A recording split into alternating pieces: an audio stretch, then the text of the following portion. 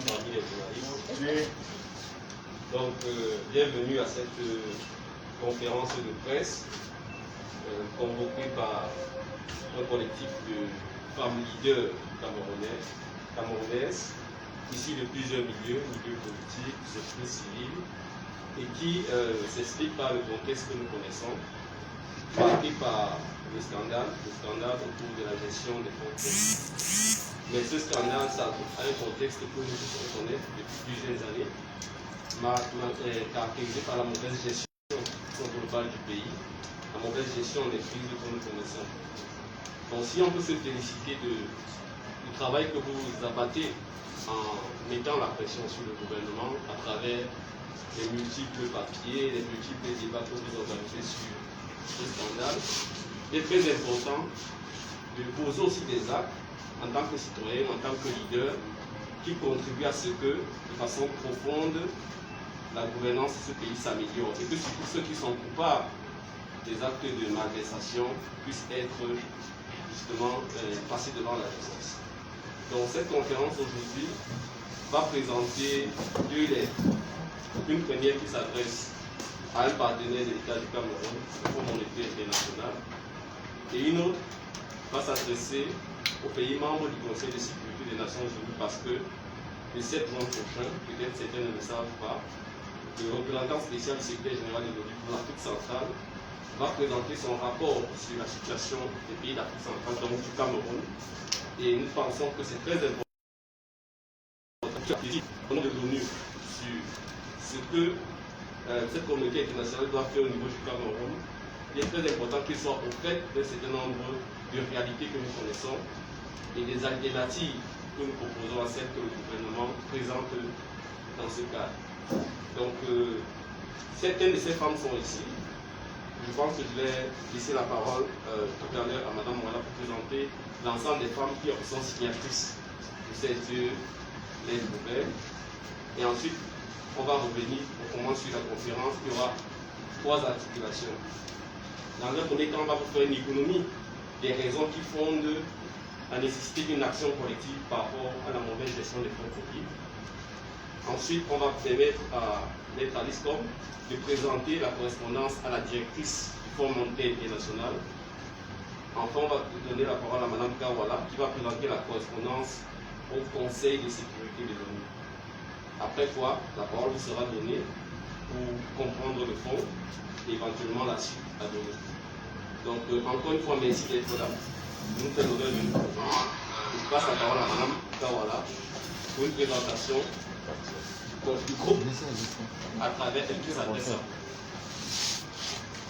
Bonjour à tous les journalistes devant nous. Je remarque aussi, pour en être désolé, qu'il n'y a aucune femme parmi les journalistes. Je crois qu'on doit voir ce qui se passe dans les rédactions. Nous avons l'insigne honneur, Maître Alice Com et moi, de parler au nom de 20 femmes leaders venant de toutes les régions du Cameroun, 20 femmes leaders venant, qui sont des leaders politiques, qui sont des leaders de la société civile, qui sont des leaders dans le secteur privé.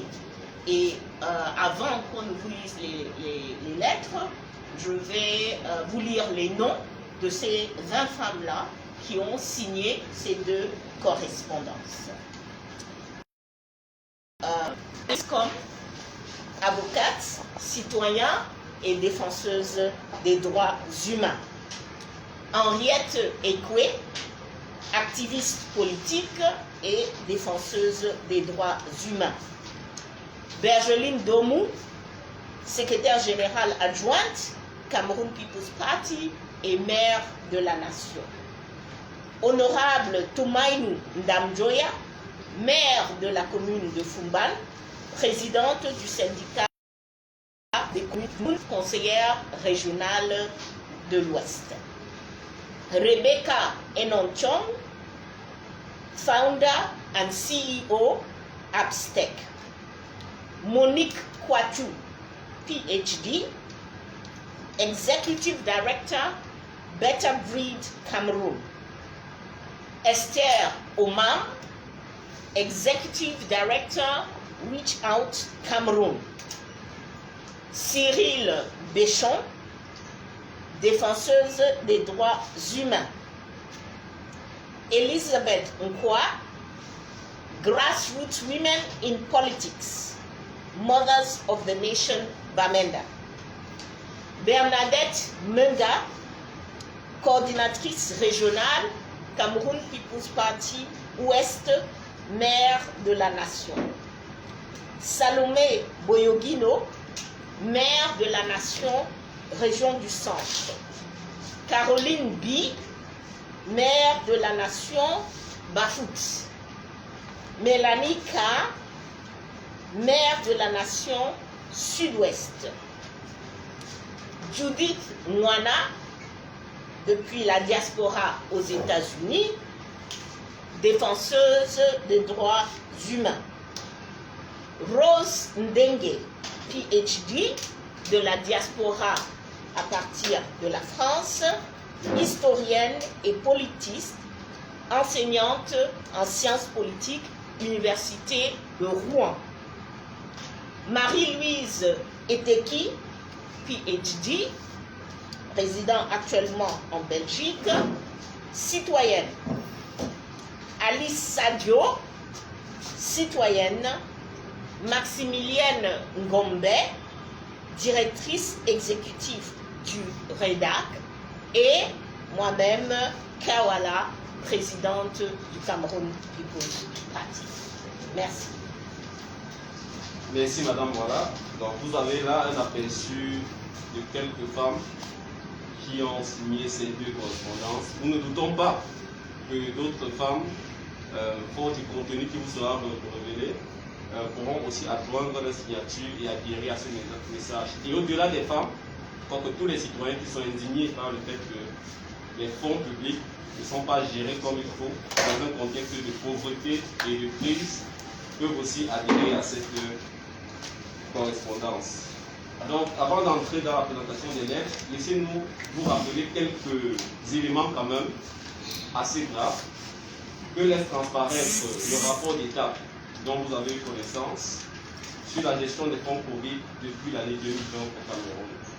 Vous savez que ce rapport et l'ensemble même des discussions sur le titre viennent surtout d'une pression internationale, parce qu'il faut le rappeler, si ça n'avait pas été une pression internationale, sans doute, comme la gestion du budget global, comme la gestion des autres grands chantiers, nous n'aurions pas eu certaines révélations sur ce qui se passe concrètement. Alors, c'est vrai que c'est un rapport d'État, c'est vrai que les auditions sont en cours au niveau du tribunal criminel spécial, mais ce qui le révèle est quand même assez grave et ça porte sur plusieurs catégories de faits. Les premiers, ce sont les dépassements des crédits alloués. C'est important de dire que, notamment au niveau des équipements de protection individuelle, on a un dépassement de plus de 20 milliards. Au niveau de la communication sur les mesures barrières, on a un dépassement de plus de 310 millions. Au niveau de l'achat des tests Covid, on a un dépassement de 21 milliards. Et on voit aussi qu'au niveau de l'aménagement des centres de santé, de prise en charge, malheureusement, où on a besoin d'un véritable investissement, on a aussi un dépassement de 1,9 milliard. Les faits aussi qui sont graves portent sur la surfacturation. Donc quand on regarde les tests Covid, le prix d'achat du ministère de la Santé, d'après ce rapport, est de 17 500 francs, d'après les chiffres contractés avec une certaine entreprise, Musulman Medical Cameroun SA. Le prix de vente du fabricant, c'est de 7 084 francs. Et l'écart donc qui apparaît, c'est de 10 415 francs CFA par caisse, soit un préjudice pour l'État du Cameroun de 14,5 milliards. Donc, on rappelle qu'au 4e trimestre de 2020, dans ce rapport d'État de la Cour des comptes, il est dit que un fonds mondial pour la lutte contre le HIV mettait déjà à disposition les tests au prix de 2 932 francs. Et nous continuons à acheter à 17 000. Les irrégularités portent aussi sur les prestataires de services. Donc on compte au moins 96 prestataires de services non agréés qui se sont vus attribuer des marchés pour un montant de plus de 600 millions de francs CFA. Et sans faire la chasse aux individus, il y a certains d'entre eux, promoteurs de plusieurs entreprises, proches des décideurs, d'ordonnateurs au niveau du ministère de la Santé, qui ont gagné des marchés d'une valeur de 787,8 millions de francs CFA. Donc on voit aussi que dans la prise en charge des patients, malheureusement, où l'effort devait être véritablement engagé, il y a un sous-investissement.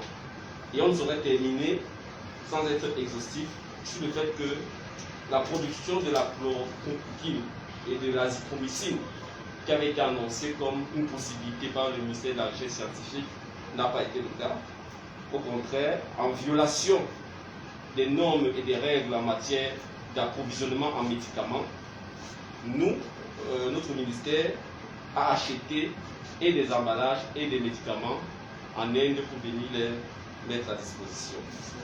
Et c'est juste pour dire que voilà quelques faits graves qui ne devraient pas laisser indifférents. Nous nous félicitons que vous, la presse, avez commencé à en parler et mettre la pression.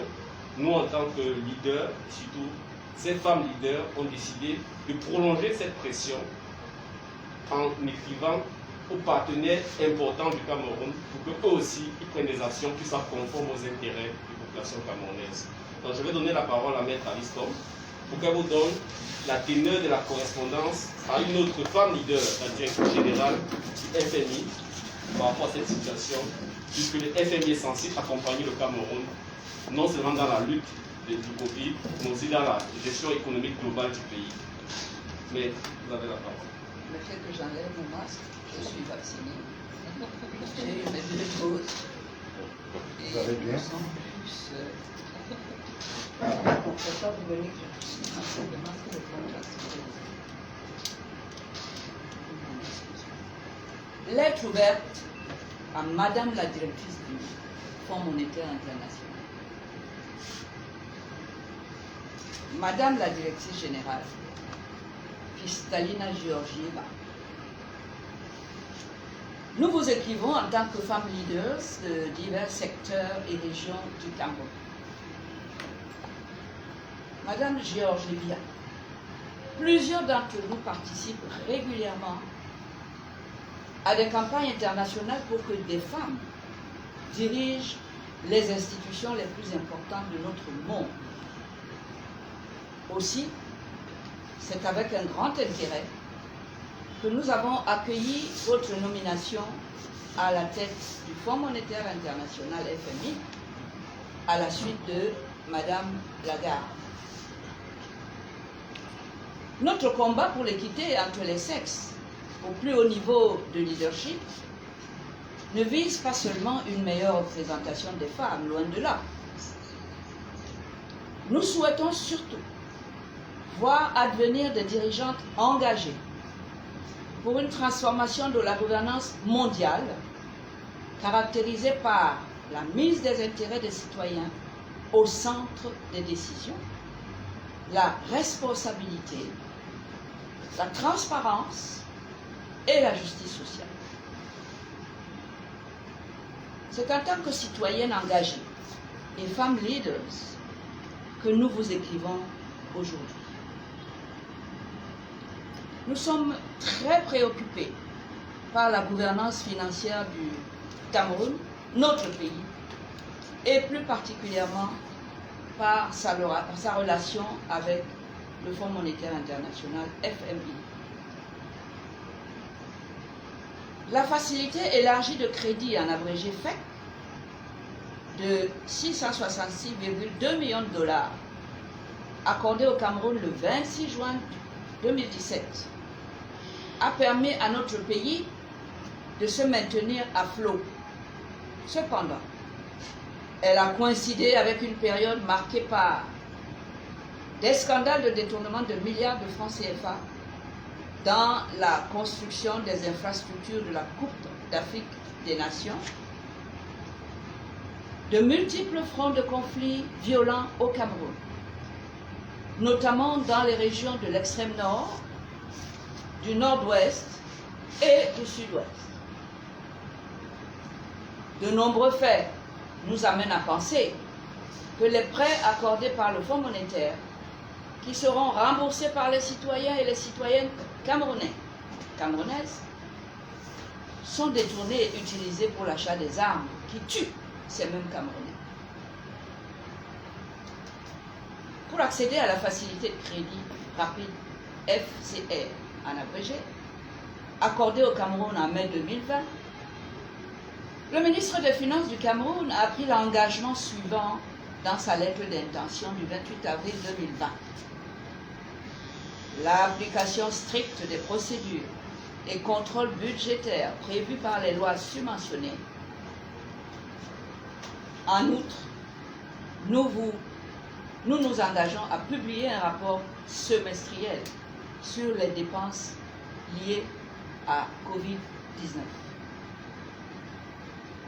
Madame Georgieva, de toute évidence, Monsieur le ministre des Finances et le gouvernement du Cameroun n'ont pas respecté cet engagement envers le Fonds monétaire international FMI.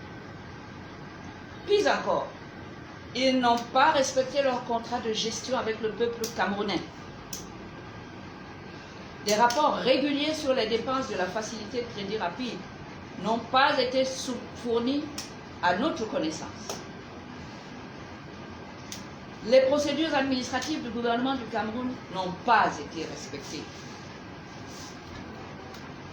Le premier rapport de DIT sur l'utilisation de ces fonds fait état de dépenses 20 fois supérieures aux provisions pour de multiples lignes budgétaires, de surtarification du double au quintuple, de contrats attribués à des fournisseurs non agréés et à des fournisseurs ayant des liens familiaux avec des personnels de ministère, de paiements en espèces en violation des procédures administratives, etc. Des Camerounais et des Camerounaises sont morts et mortes du Covid-19 parce que les tests n'étaient pas disponibles, parce que l'oxygène n'était pas disponible ou parce que les équipements de protection individuelle n'étaient pas disponibles. Il est pour nous incompréhensible que de l'argent emprunté au Fonds monétaire international FMI, précisément pour aider à lutter contre le Covid-19, ait été détourné et volé. Madame Georgieva, le Cameroun, comme la plupart des pays du monde, est sous le choc de la Covid-19. Notre population a désespérément besoin d'aide pour les soins de santé ainsi que pour faire face aux turbulences économiques. Il est probable que le Cameroun ait besoin d'un ou plusieurs prêts du Fonds monétaire international FMI. Cependant, avant tout nouveau versement de fonds, il est impératif que les fonds gérés par le gouvernement actuel du Cameroun, dans le cadre de la FEC de 2017 à 2020, ainsi que ceux gérés dans le cadre de la FCR en 2020, soient audités et entièrement comptabilisés. Toutes les personnes jugées responsables de détournement et de vol de fonds appartenant au peuple camerounais doivent subir toutes les conséquences prévues par les lois en vigueur et ne peuvent en aucun cas être chargés de gérer des fonds supplémentaires. La demande que nous vous adressons est simple. Ne pas verser de fonds supplémentaires au gouvernement actuel du Cameroun, tant que les deux conditions ci-dessus ne sont pas remplies. Nous tenons à rappeler que le Fonds monétaire international n'est pas en partenariat avec un groupe d'individus, mais avec la nation camerounaise. C'est nous, citoyennes et citoyennes du Cameroun, qui rembourserons ces prêts. Nous vous demandons donc de ne pas engager de nouveaux contrats avec des individus qui, au nom de l'État du Cameroun, n'ont pas respecté les engagements pris envers le Fonds monétaire ou les règles les plus élémentaires de la gestion des finances publiques, ce à quoi ils sont légalement tenue.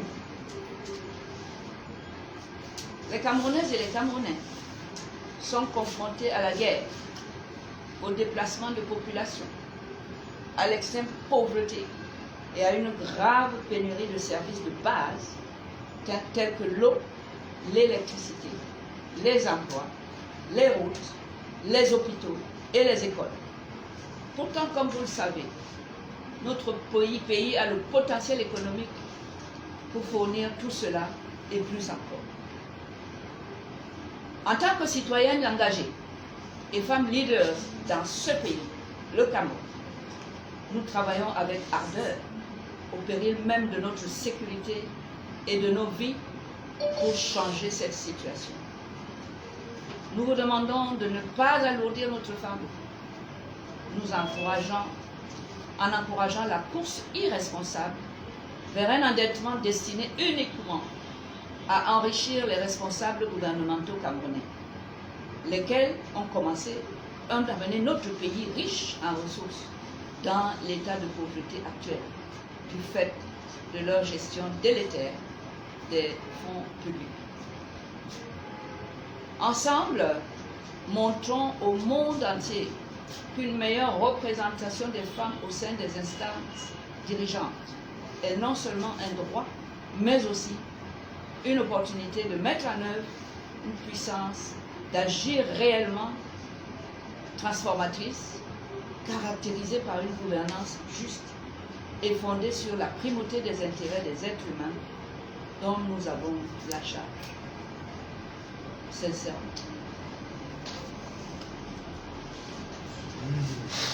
Merci, Maître Alice. Vous venez d'avoir la teneur de la correspondance des femmes leaders à une autre femme leader, directrice générale du FMI, dans laquelle, pour résumer, elles appellent à ne pas verser de nouveaux fonds au gouvernement du Cameroun tant que les responsables de la précédente mauvaise gestion n'ont pas été sanctionnés.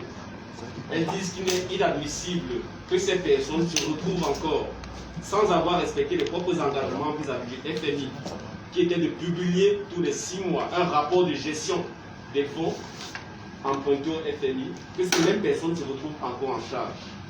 Et elle rappelle aussi que c'est de la responsabilité de tous les leaders, qu'ils soient internationaux, qu'ils soient nationaux, d'avoir une gestion qui soit au service des citoyens, qui soit transparente et surtout qui permette de changer les choses. Donc c'est une interpellation forte de la directrice générale du FMI au moment où le Cameroun est encore en négociation avec cette institution pour d'autres prêts, pour d'autres mobilisations de ressources au nom du peuple camerounais. Donc nous allons, sans plus tarder, passer la parole à Madame Mwala pour qu'elle livre aussi la teneur de la correspondance à une autre instance où se joue aussi l'avenir du monde et l'avenir du Cameroun, le Conseil de sécurité des Nations Unies, qui le 7 juin se réunira et traitera de la situation en Afrique centrale. Donc, je passe la parole à Madame Mwala. Dear UN Security Council members, we are bringing to you the voice of Cameroonians from different regions and categories of Cameroon. As women leaders from different regions, working in different sectors, we speak publicly as engaged citizens, determined to contribute to change and justice. For years, we have struggled relentlessly on many fronts to overcome obstacles to the well-being of our communities. Today, however, it is clear that our efforts are reduced to nothing due to the multiple crises that Cameroon is going through. Crises which are creating fear, despair, and confusion throughout the country. Once known as the bastion of stability in Central Africa, Cameroon is today conflict-ridden and on the brink of catastrophe. 4 important 4 years of violence: Boko Haram in the extreme north, separatists in the northwest and southwest of Cameroon, armed gangs in the east, the Adamawa and the north, piracy in the Gulf of Guinea. Over 10,000 deaths since 2012, over 1 million internally displaced persons, over 60,000 refugees, a myriad of armed groups with varying motivations. Over 1 million of our children have had their schooling disrupted by conflict. Gross human rights violations and the most ruthless violence is meted out upon our people daily.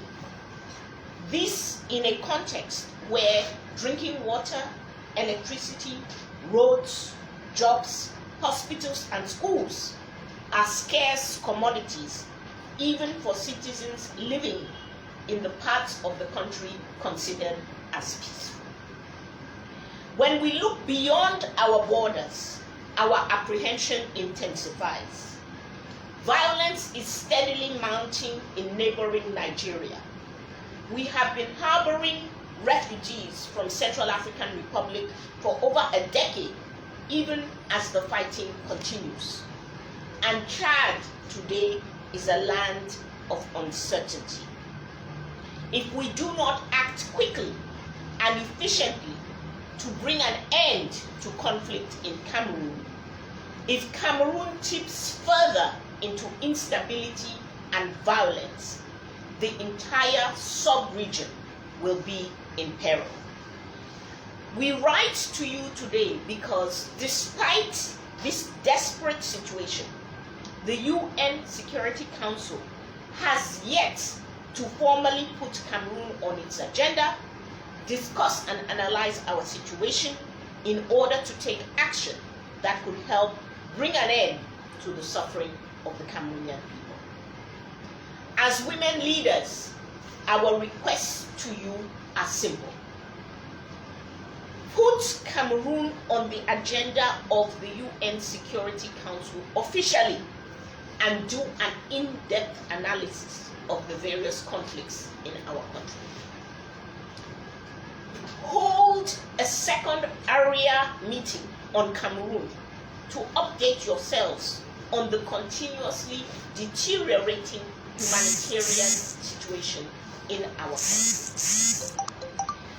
Make a public statement insisting that our government, which represents us as a member state of this august body, implement solutions that will bring back peace and security to Cameroon. Among the most important actions for you to ask the government of Cameroon to take are, in the immediate term, decrease existing tensions and de-escalate violence, notably towards civilians. Release all non-violent political population in conflict zones. Stop illegal arrests. Improve on the humanitarian situation. Allow access of humanitarian organizations to conflict zones and ensure their safety as they provide services. Establish the respect of human rights in all interactions between the state and the citizens of Cameroon. In the short term, negotiate a ceasefire with non-state armed groups on the ground. Initiate a bottom-up process of dialogue and conflict resolution that will enable armed groups to put down guns, communities to reconcile, and the government to ensure peace and security. Render justice through the judiciary process with expediency. Resolve specific cases where rights violations have been proven, such as Doublé, Magdame, Ngarbu, Mautu, and so on. resolve the underlying causes of the crisis. With regard to the Anglophone crisis, initiate an inclusive bottom-up dialogue process with all actors to resolve the root causes of the crisis. With regard to the Boko Haram crisis, initiate a bottom-up dialogue that will set priorities for development and inclusion, then effectively execute the development projects. In the medium term, initiate the national discussion on political transition. Risks of an abrupt change at the head of the nation are very high. This is likely to result in a sharp increase of violence should this change occur without a consensual national plan in place. It is in the interests of Cameroon, the entire sub-region, and the world as a whole that the discussion on political transition in Cameroon begins now and a consensual framework is established that will ensure a peaceful transition and stability for Cameroon. Dear members of the UN Security Council, we will dare to remind you that we, citizens of Cameroon, are members of this body. You are mandated under the charter that we too have signed to ensure our peace and security. We too are part of the international community. We do not want to be the subject of your next peacekeeping operation. We do not want to be the home for blue helmets. By taking simple actions today, the world can avoid this. We, Cameroonian women, ask that you consider the suffering of the Cameroonian people. It is enough.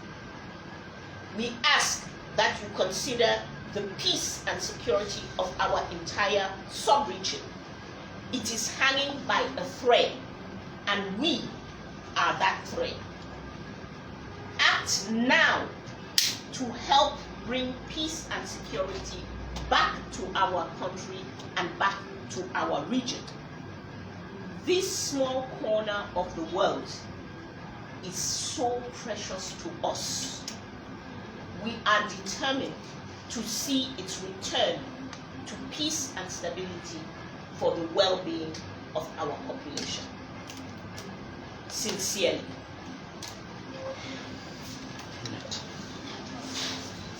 Donc, merci. On vient aussi d'avoir de façon complète la correspondance des femmes leaders aux membres du Conseil de sécurité, correspondance dans laquelle elle rappelle un certain nombre de faits sur la détérioration croissante de la situation des pays d'Afrique centrale, notamment celle du Cameroun, qui a été longtemps un havre de paix par rapport à ses voisins, et au fait qu'aujourd'hui, aucun de ces pays ne soit dans une dynamique de stabilité.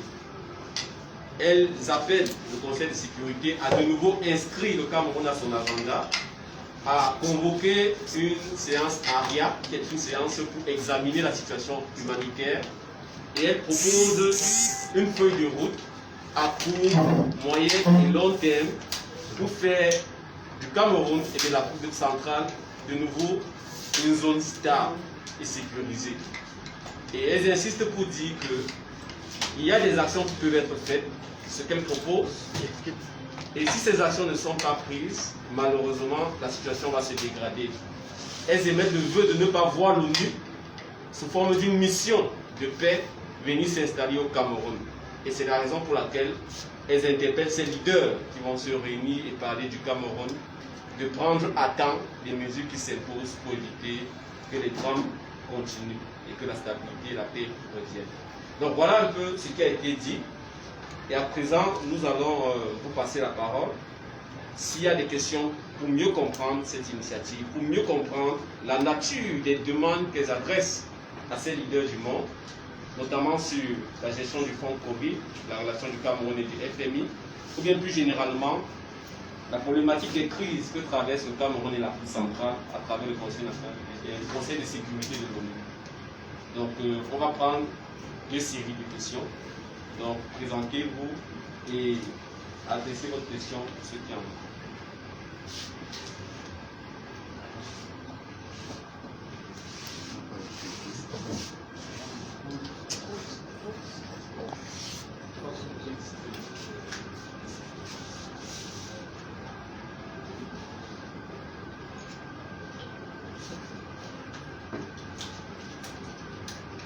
Donc, je pense qu'on peut aussi déjà vous distribuer la déclaration parce qu'on l'a lu, vous ne l'avez peut-être pas.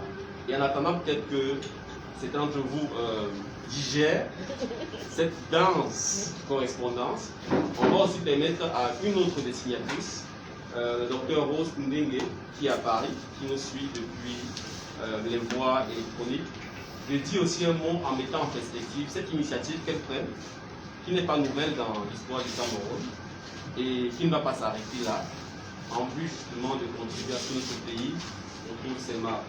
Donc elle a travaillé notamment dans le cadre de sa thèse sur l'engagement des femmes en politique de la période coloniale jusqu'à nos jours.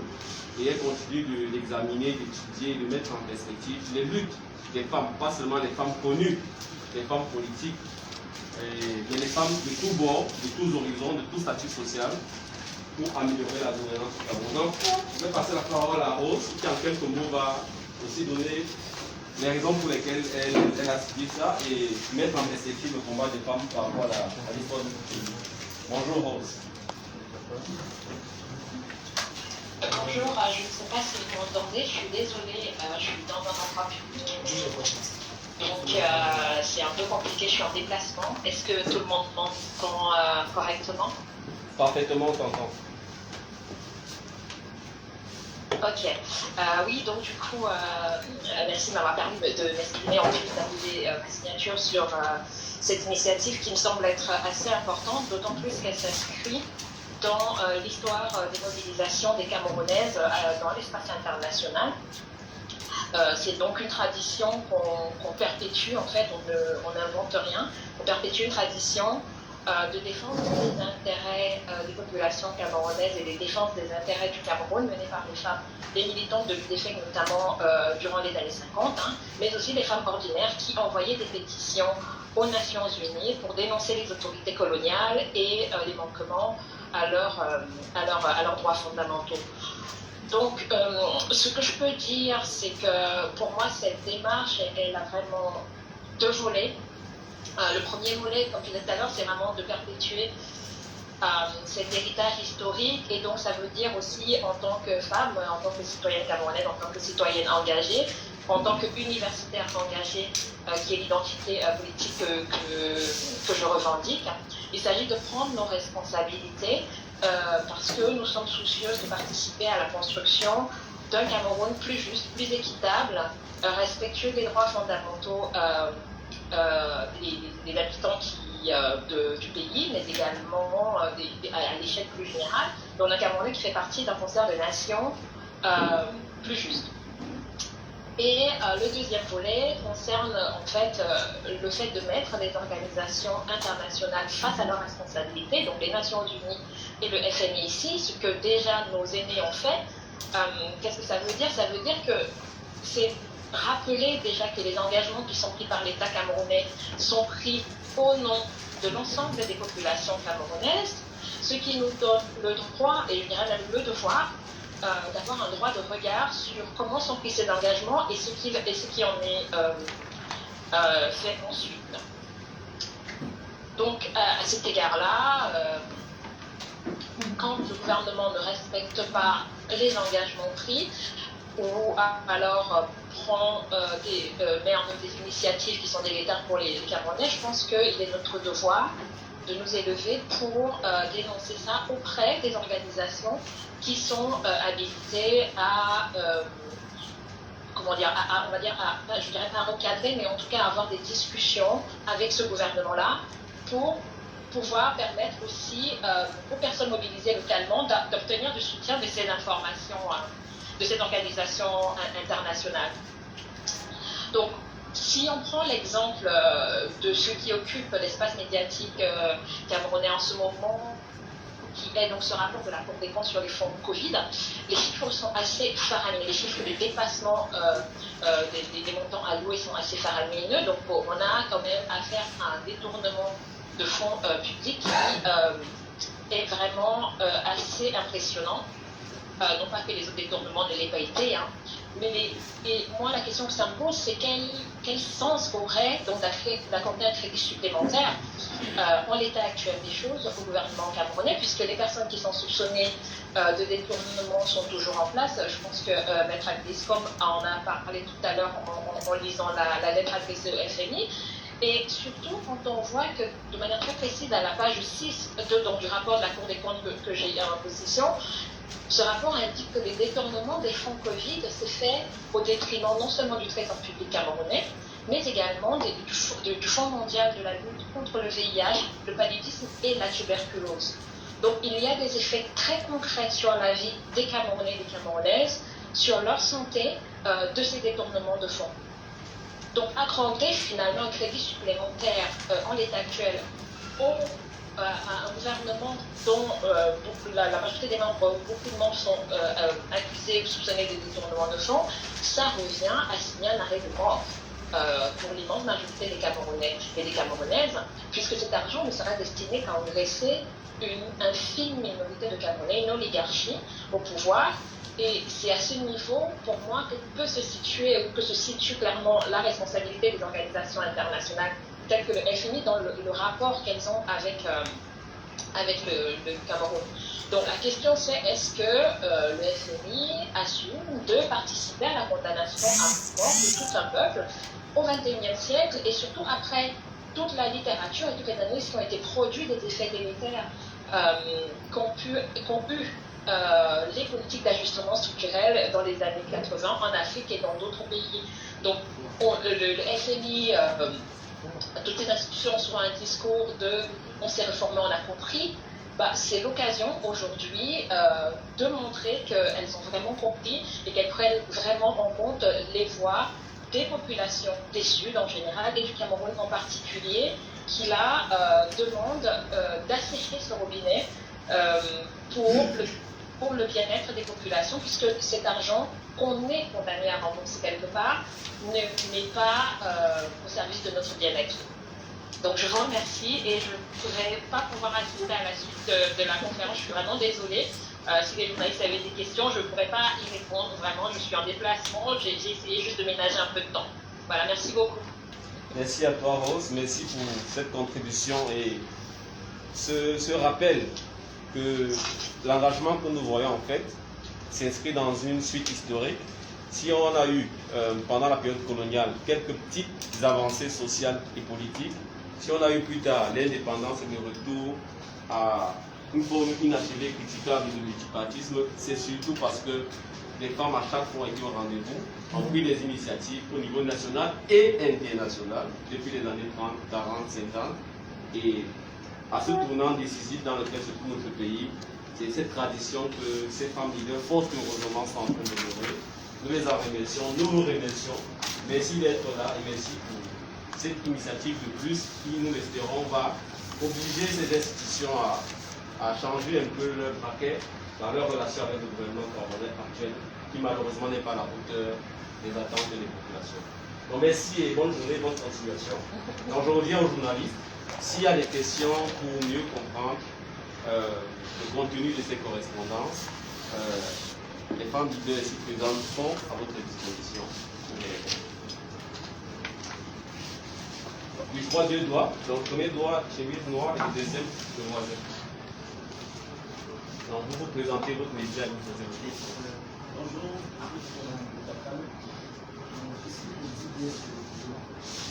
ma question relative à... On ne vous entend pas bien. Je suis Colin Descatal. Je suis journaliste, je travaille avec IBS Télévision. Ma question relative à la lettre adressée à la directrice générale du Fonds monétaire international. Elle a été dit qu'on ne devrait pas verser des fonds supplémentaires au Cameroun. Aussi longtemps que les personnes impliquées dans la gestion calamiteuse des fonds ne seront pas punies. Ma question est la suivante. Quelle assurance quelles sont les garanties de la bonne moralité de ceux qui devront les remplacer? Est-ce que, oui, faut-il que, parce qu'il faut tout compte fait qu'il y ait un comité de gestion aussi longtemps qu'on n'aura pas maîtrisé les velléités, n'est-ce pas, de la Covid-19. Faut-il donc ces personnes, une fois qu'elles sont arrêtées, faire confiance à d'autres qui aspirent, qui récidivent les mêmes erreurs, ou alors, quand le dit, on voudrait faire savoir que Cameroun devrait désormais être un État de comme il devrait désormais bénéficier, n'est-ce pas, de la moindre aide des organisations internationales. Merci. Donc, on va enchaîner. Je suis Marcus Pou, correspondant de l'Office c'est bien la chose à la main suivante, sur le Canada. Je voudrais savoir pourquoi sur les 27 personnes citées dans le document, je t'en parle, Maître Aliscom, on ne trouve que 2 ici. Nous avons 2 personnes qui ont signé. La deuxième question, la présidente de Kaora, tous les jours, après tous les jours, elle essaie de communiquer sur les guerres qui minent le pays. Qu'est-ce qui a changé? Parce que je me rends compte que c'est la énième fois que pour savoir au-delà du Cameroun, même au niveau national, que nous, les Camerounais lambda, nous n'arrivons pas à avoir les résultats. Je voudrais qu'est-ce qui a avancé avant et qu'est-ce que vous attendez pour cette énième fois, ou peut-être c'est le quotidien qui vous intéresse. Merci. Merci. Une dernière question, c'est Cyril.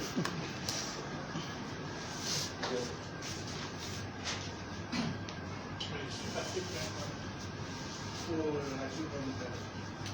Ma question est de savoir est-ce que finalement c'est pas la victime qui s'adresse au bureau et le moment de la population?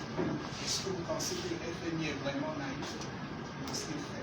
D'autant plus qu'en pleine gestion de la suspicion de ce scandale, le FMI s'engage à développer une autre résultat. Parce que est-ce qu'on est en train de jouer? Et pareil que le Conseil de sécurité, est-ce que vous êtes naïf? Est-ce que c'est de la naïveté que ces gens puissent vraiment donner à notre secours? Est-ce qu'ils n'ont pas intérêt à donner de l'argent à ces gens pour nous dénier davantage? Et le second volet de la question, c'est si le FMI et le Conseil national, le Conseil de sécurité ne suivent pas vos recommandations, la suite c'est quoi? Ok, merci. Donc, on a au moins 5 questions. La première, c'est quelle est l'assurance que les personnes éventuelles qu'on pourrait mettre à la place de celles qui sont soupçonnées d'avoir détourné de l'argent géreraient mieux les fonds publics? Mais qu'est-ce qu'il faut faire pour que ce soit le cas? Et cet appel de sanction, est-ce que ça ne dit pas plus à la population Je crois que ma réponse va donner peut-être réponse à plusieurs questions. D'abord, la première des choses, nous, en tant que Camerounais, nous devons comprendre que nous, chacun d'entre nous, en tant que citoyen, a une responsabilité historique en ce moment. Si quelqu'un est en train de vous tordre le cou et que vous ne dites pas au moins aïe, vous n'allez pas vous plaindre que personne n'est venu à votre secours. Vous êtes dans le bureau d'à côté là-bas, on est en train de vous tordre le cou et vous ne prenez pas au moins ce que vous avez qui est votre voix pour dire ça ne va pas, on est en train de me tuer ici. Si vous ne levez pas au moins la voix, c'est que vous êtes complice. C'est que vous avez choisi le suicide. Quelqu'un est en train de vous tuer et vous ne levez pas au moins la voix pour dire on est en train de me tuer. Donc ça répond à la question de combien de fois. Tant que je meurs, je crie, mon ami. Vous n'allez pas me dire on est en train de me tuer, le processus est en cours et vous me demandez que parce que vous avez crié il y a 5 minutes, pourquoi est-ce que vous criez encore maintenant? Je meurs et donc je crie. Et au moins crier, je vais le faire jusqu'à ce que je sois morte. Je m'aime moi-même au moins suffisamment pour ça. Si on ne parle pas, si on ne lève pas la voix, si on ne crie pas, si on n'interpelle pas, nous sommes complices de ce qui est en train de nous arriver. Donc, combien de fois faut-il crier quand vous mourrez? 1 fois, 2 fois, 1000 fois? Il n'y a pas de limite. On crie tant qu'on peut. Donc ça, c'est la première des questions. Ça, c'est le premier point. Le deuxième point, c'est de savoir, est-ce que je sais, donc si je comprends bien, je suis dans ma maison. J'ai quelqu'un qui travaille dans ma maison. Et je découvre que cette personne est en train de voler.